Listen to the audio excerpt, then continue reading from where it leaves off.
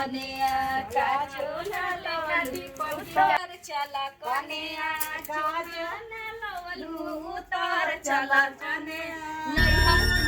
नैहर में रहलू कब हरी घुमलू उतार चला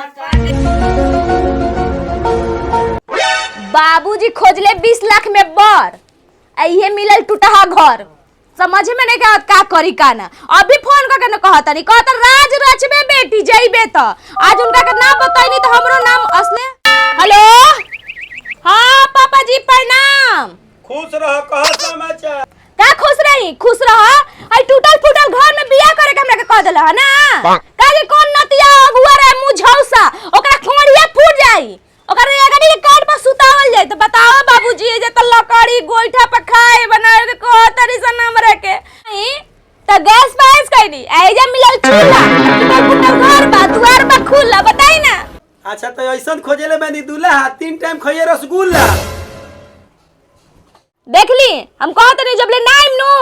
त काई देखी ऑन कहाला जल मुंह पर ना लगाई में को जल भले भूखे मर जाई मी घर से अब की निकली अब देख ले हो जाओ हां जल्दी आई।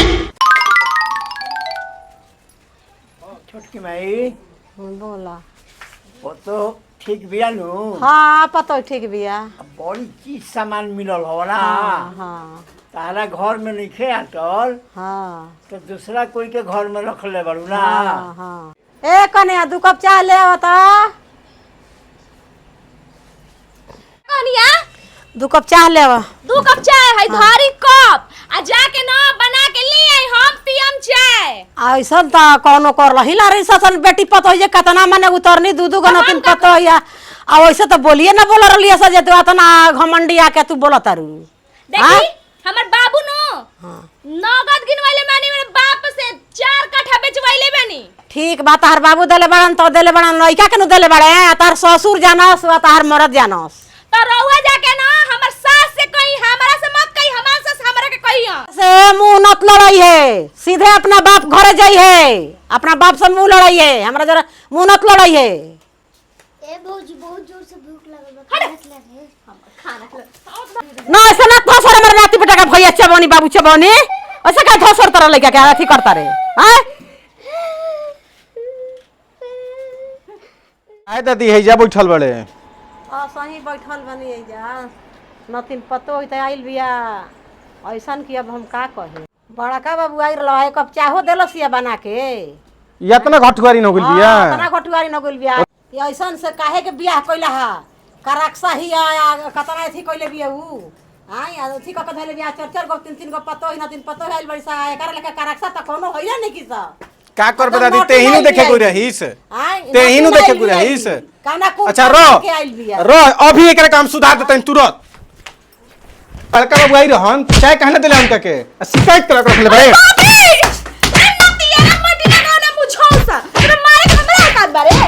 मारे चल चल तोरा दादी के छो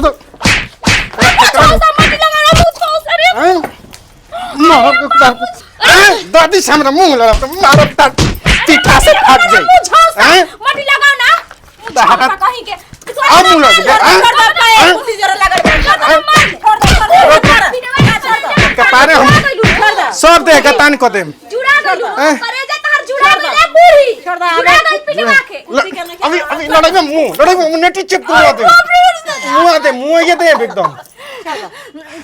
तू हमरा के मुंह दे चाहे मार दे चाहे गाड़ दे बाकी हमार बोल कोई ना रोक सकेला ना रोक सकला मुंह में चप्पल कस दे तोरे हिम्मत मुंह में तोरे हिम्मत बरे तोरे साथ मार भइल मार की मिया तर छनकल छुट जी ए मुझो सा मटी लगाओ ना तोरे बा मुंह पैसा ले मार लोला फाट जी के चप्पल में नोट गिने आइले बड़े तब आइल बनी फ्री में ना के लेके उठा के चल आइले लव मैरिज नहीं कइला टिकवा के आइल बनी कम बोल कहनी कम बोल फायदा करिया मारम नु के मुंह फाट जाई अरे नु चुप ना छुपम आज देखा तारी माई के लाल कौन है जसबा हमरा हटावेला माई के लाल से मस्त ना होखम देखा तनी चिल्लाई अरे चाप दे कुमार जी एकदम अरे माई रे माई मुआ दे गाड़ दे बाकी हमर बोलल कोई ना बंद करवाई कोई ना चिल्लाई चढ़बे कपार पो अरे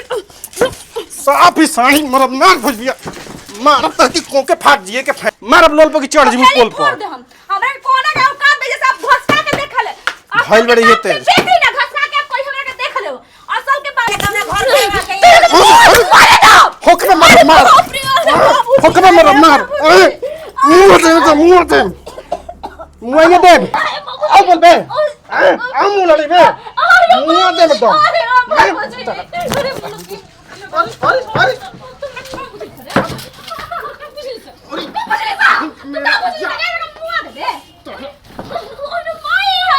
छोड़ जल्दी